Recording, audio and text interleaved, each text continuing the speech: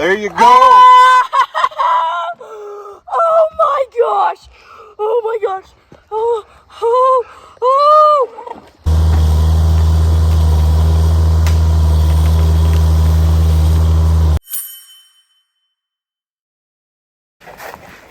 Charlie, I need you to do me a favor. Hey, come here. I need you to go from here into there. Come on. You can do it.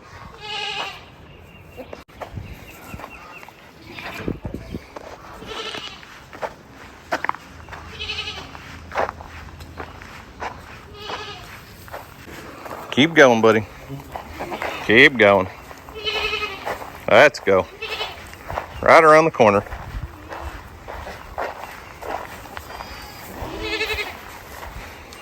Good job. All right. Stay. Okay? Stay.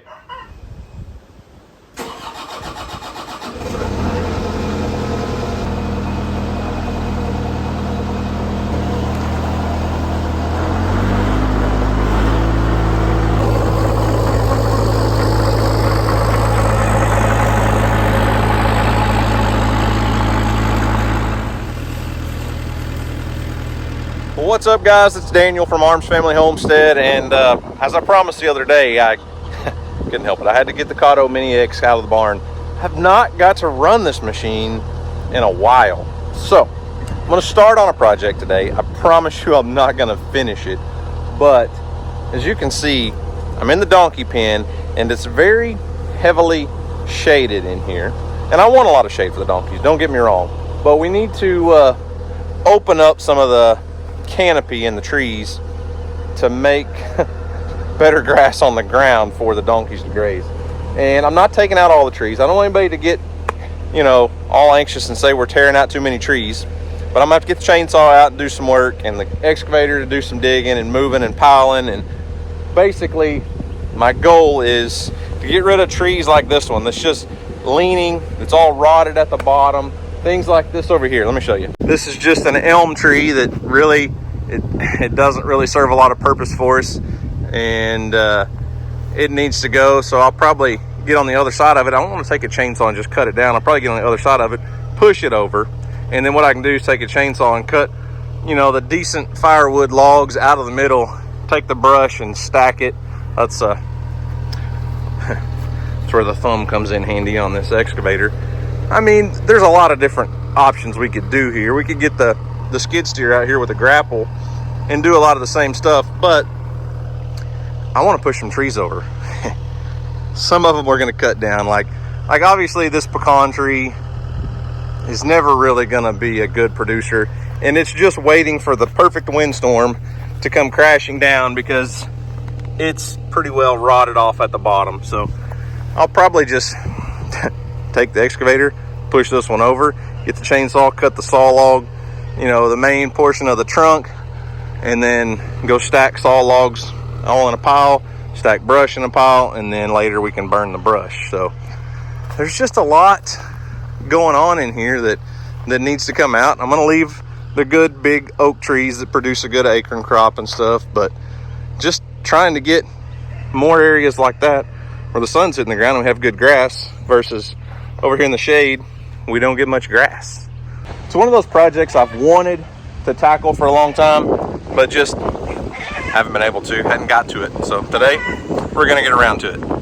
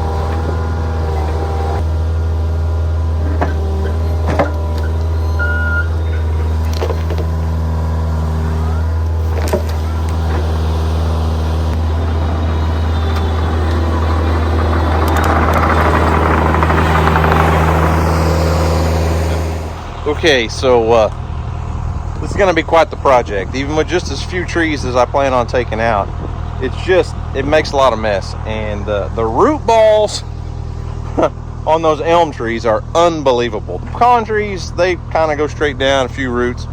That last little double tree was an elm. And yes, I could have just taken a chainsaw, cut it off at the ground and been done with it. But I mean, we've got the right equipment to do it the right way. So we might as well go ahead, dig the stumps out, haul them off. I've got a ditch right back here where I burned a bunch of brush and stuff. So it's just on the other side of a fence. But I'm going to basically kind of cut and stack. I got brush, I got stumps, and I've got firewood poles here.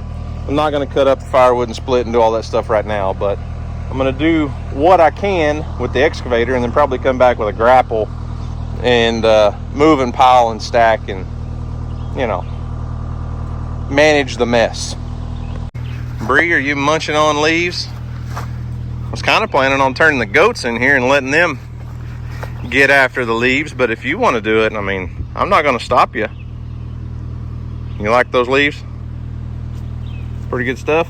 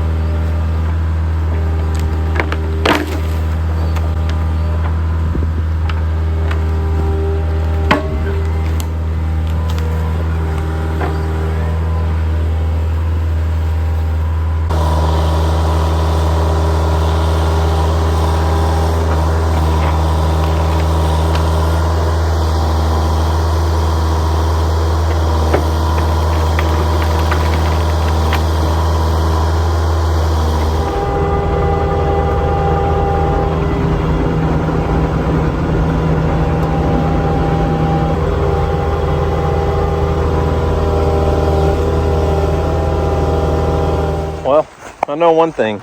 That Cotto mini excavator can make a big mess in a hurry. So, I don't know. There's 1,000 different ways I could go about doing this, but it's just about out of diesel. I do have the diesel tank in the back of my truck. I can pull it around there, but I think I'm going to do some brush management just because I have such a mess here.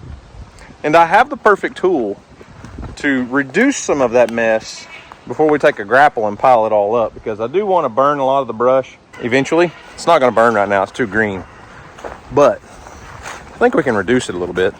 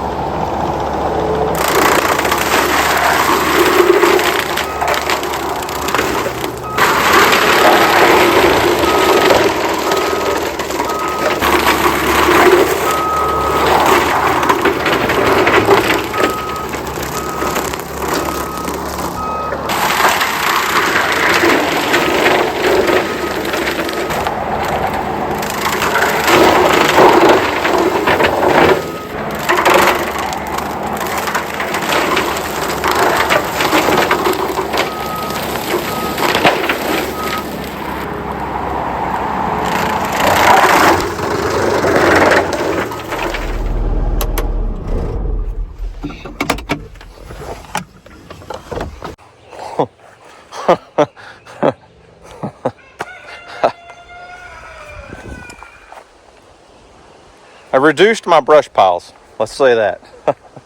Tremendously reduced the amount of brush.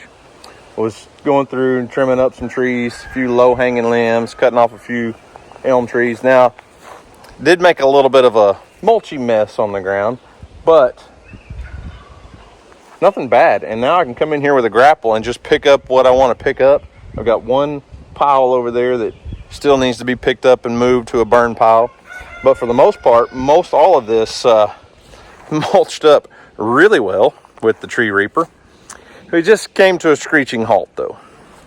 Kind of working on this little elm tree. Instead of digging it out of the ground, I thought, we'll just cut it down and mulch it like I've done 1,000 times. And it's really not any bigger than a lot of the stuff I've been cutting with this thing for weeks.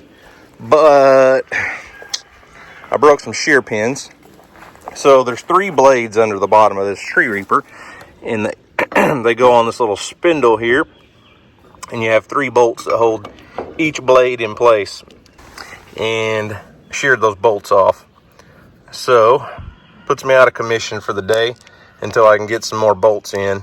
Those are I'm not exactly sure what those are, just some sort of grade 8 bolt I would assume, but I don't have any of those on hand. So that's gonna stop the project, stop the work for today. I think I'm not gonna get the excavator back out and do anything, but man, that tree reaper is amazing at what it is capable of doing. And I know some of you would say you're wasting a lot of firewood, and you need to be doing this, you need to be doing that, but man, this was honestly the fastest solution to a problem that I have going on right now. So I mean, yeah, we're making a little bit of a mess, and there's a lot of wood that we're going to save for firewood. I've got, I don't know, 6 or 8 logs like this down that I'll pile up. I've got several piled up over there by the barn when we tore that project, or when we tore all those trees down for that barn project, and there's one down right over there. And so I've got plenty of firewood poles to cut up and process at a later date. When you tear everything up and all else fails, you just load up and go fishing. I mean, not everything got tore up. It was one minor little thing. Super easy fix. But Houston made it home from school and said he has a feeling the fish are going to be biting at the pond. Yep. We'll see. We're going to go push our little mini pontoon boat out in the water, float around a little bit, and see if we can catch fish.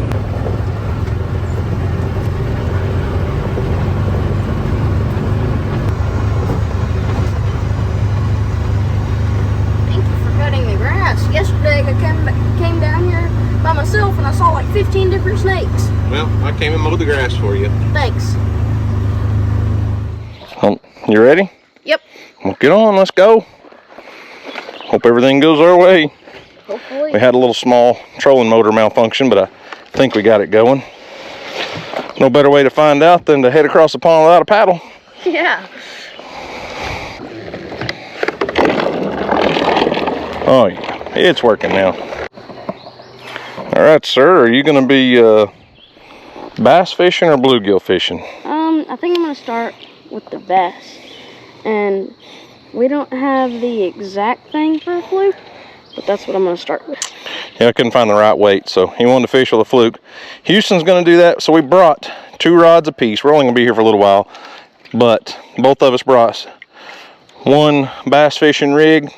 Mine's our my favorite black and blue jig, and you mean the favorite? The bluegill setup is our little trap magnet under a float. It's usually killer. It is. On the bass too. It is. I had a little bluegill nibble. You won't take it though. Little bitty thing, I guess. Kelsey's not sure what to do.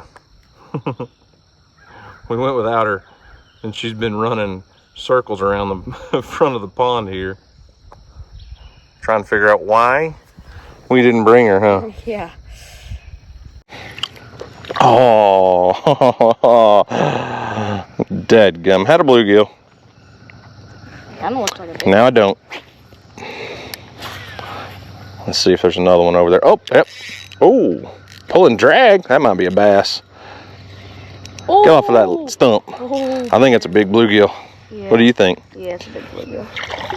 Oh! Look at that thing. That thing is big. That's probably the biggest one we've caught all year.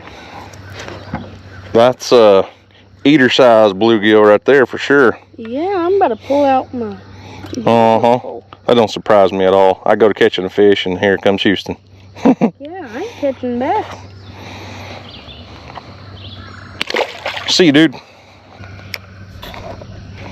I bet you he wasn't the only one over there.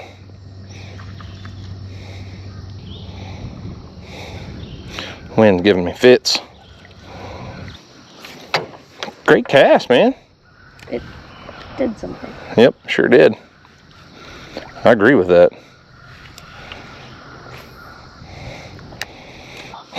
It looks like you got line all wrapped. Oh, we got a fish. Oh, look at him go. That one's bigger than the last one, I think, Houston. Oh my gosh, that's a mess. The bluegill bite is on, buddy. I promise it really helps if you got your line in the water. Look at that. Pretty little guy. I'm telling you, Houston, I can't even keep my camera rolling long enough here. As soon as mine hits the water, they're nailing it, buddy. That little trout slayer crawfish. Oh, he's peeing on me. I bet you these little guys are spawning. Look at that. Shooter stream. Can't do it for the camera. Can't perform on camera, huh? Hey, I'm trying to put you back. Chill out, buddy. Now you're all dirty. Come on now. You got one this time? Oh, missed him.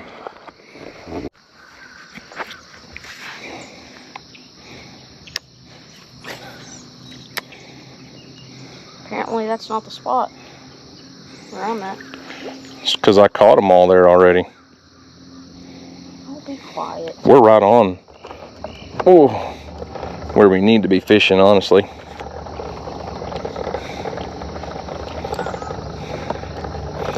Watch your lure, watch your lure.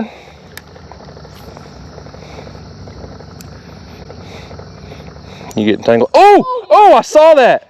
I saw him. You were tangled up in that mess.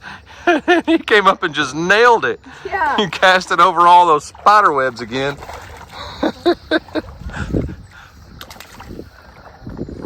Woohoo! I guess the bass are biting. Bass are biting. On, hey, not even on your bass fishing rig. You're catching them on your bluegill setup. Like I told you, man, the little trout slayers just slay everything in this pond, man. They do. Quick release. Quick release. You could have had a softer landing, though. Yeah, could have.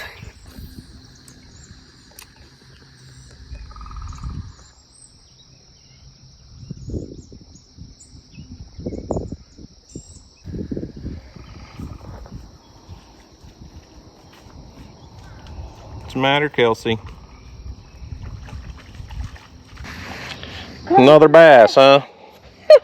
Well, apparently you're on bass duty, I'm on bluegill duty. Yeah. Nice. Didn't even catch it inside of the mouth. He missed it. He missed it. He swiped at it and caught it on the bottom of his lip, didn't he? Yeah. Interesting. Somebody's got to drive the boat here. Oh, heck. Oh, I thought I had a fish on. I was hung up. I was watching you and just dragging mine along the back. It just flipped all over my seat. My seat is full of fish line. What you working on there? Nothing. All right, time to switch gears to do a little bass fishing, try to catch up with Houston. I'm actually going to be using my brand new reel. Never casted this reel before. Houston bought me this for Christmas. I did. And this is the first time to use it. Oh, and I need to tighten it up. Yeah. Something just hit the water over there like I made a huge splash. Did you hear it? I heard it, but I didn't see it. Straight over there. I thought your dog jumped in the water or something, but I thought so. I'm not sure where she's at. She was on the buggy over there.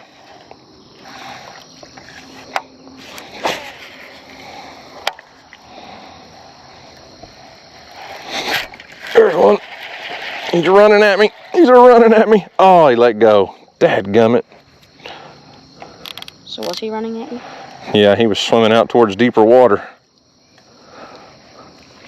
This I put this reel on a medium light action rod. It's a 7-foot medium light action. And I really kind of prefer a medium heavy, something with a little bit more backbone, but it's fun to fight fish on a lighter action rod, I will say that. It is. Well, first couple of casts off of my bait caster, I catch a dang bass. I guess that's how Houston never caught a bass on his bass fishing rig, so he switched back to the Old Faithful. Yeah, Old Faithful. Trout Slayer. Let's weigh her, just to see. See how she's doing. Exactly 1. 1 pound. Yep. Good for fishing. I just got so wet.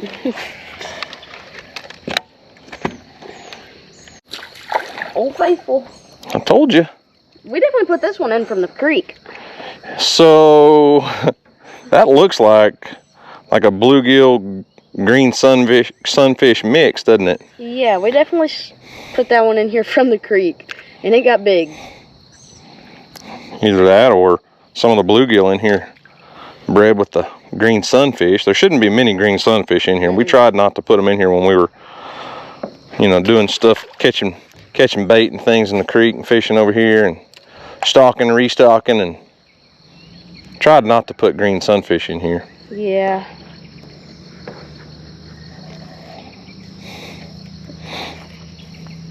I think that was the fish that was just sitting over there.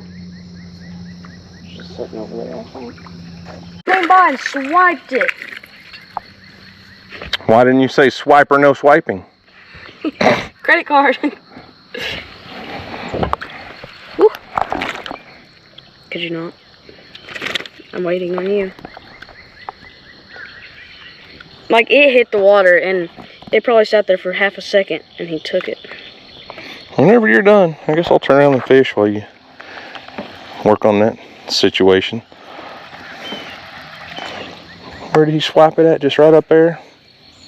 I thought there was another one chasing him. Not on the land.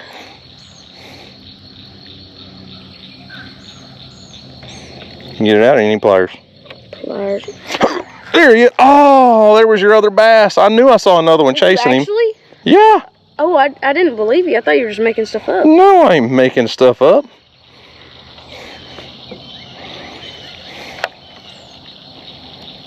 See if you'll hit it again.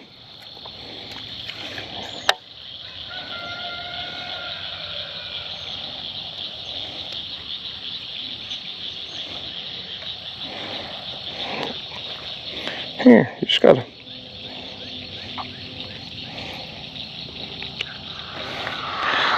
I got it out of him and put it in you. Yeah.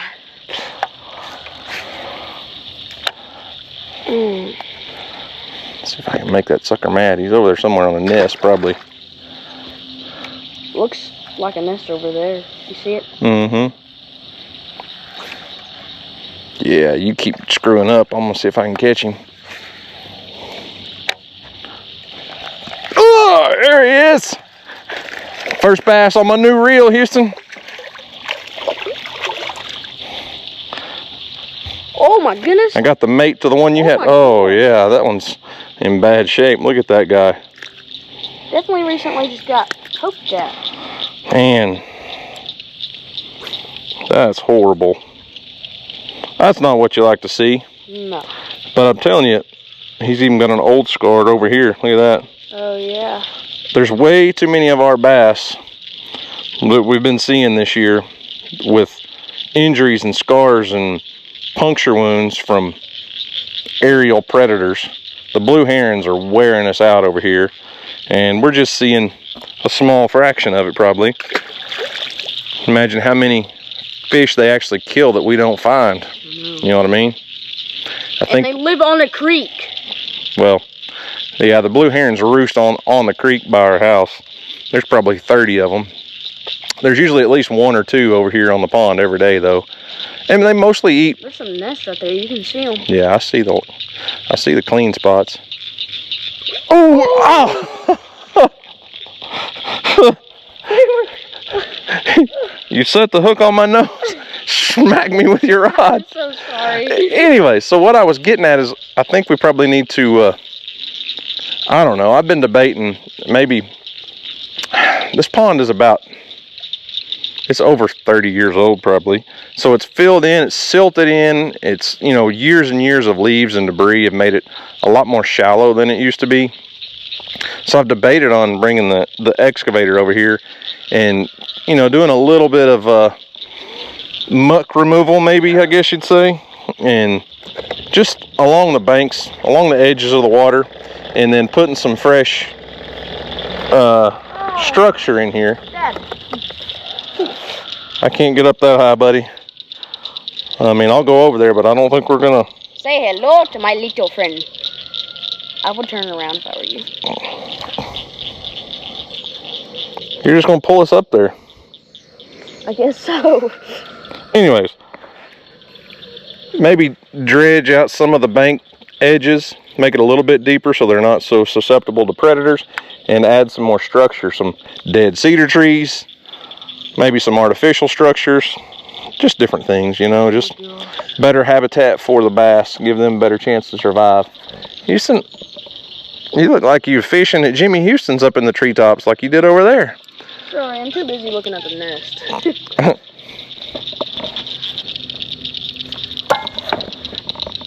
Well, you didn't lose the bobber.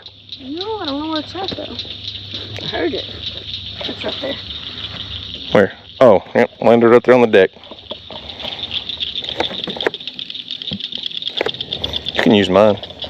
Hey, guess who's back? Yeah, you went home. We heard Mom yelling at you. You got in trouble at the house, didn't you? We're still here.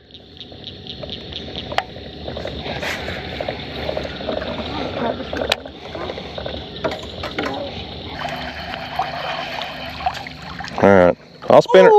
What do you got? Dadgum, he switched rods, he's got mine. That sounds like you're gonna have to tighten the drag up a little bit. Kelsey wants on the boat. What do you got? You're getting whooped. Oh! It's a nice fish. I can tell that much.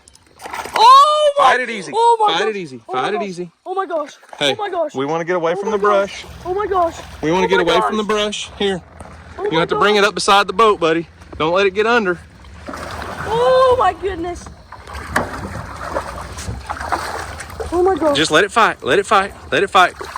Oh. Nice bass, dude. Oh, hang on. We can't celebrate yet. Oh my gosh. Oh my gosh. You gotta land it. Let go of the line. Easy on the line. If it flops, it's gonna break, buddy. You're gonna have to get down and get it in its mouth. There you go. Oh my gosh. Oh my gosh. Oh.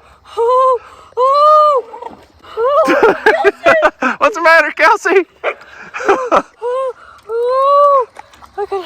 Oh my gosh. Oh my gosh. Oh. You're welcome. I'll let you use my rod. Thank you. Oh my gosh. That's probably the biggest bass you've ever caught out of the pond. Definitely.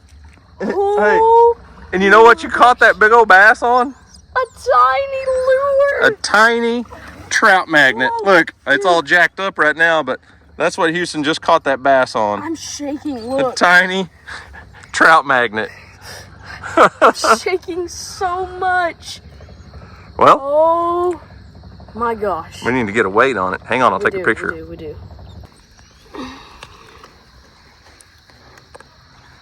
Oh! Here, set it. Take the weight off. Let's let it zero. Come on, scale. All All right, 0 pounds. 4 pounds, 4 ounces. Let's go! Woo-hoo-hoo,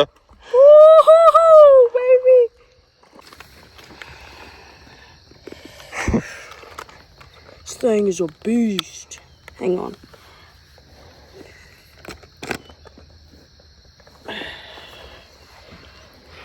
Well, that's your PR from the pond for sure, no doubt.